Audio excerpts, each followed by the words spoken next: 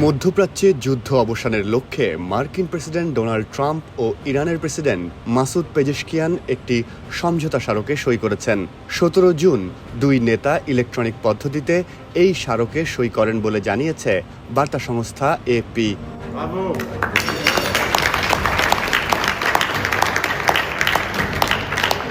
G7 শীর্ষ সম্মেলন শেষে ফ্রান্সের রাজধানী প্যারিসের ভার্সাই প্রাসাদে ফরাসি প্রেসিডেন্ট ইমানুয়েল মাখোর সঙ্গে নৈশভোজের সময় ট্রাম্প এই সমঝোতা স্মারকে সই করেন।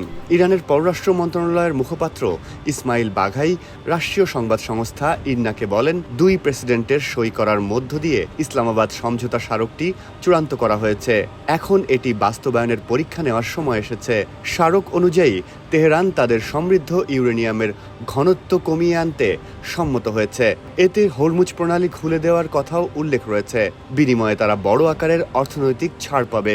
স্মারকের শর্তানুসারে ইরানের পারমাণবিক কর্মসূচি নিয়ে চূড়ান্ত ঐক্যমত অর্জিত হলে আঞ্চলিক দেশগুলোর সমর্থনে গঠিত $300 বিলিয়ন একটি পুনর্গঠন তহবিল ছাড়ে সহায়তা করবে যুক্তরাষ্ট্র।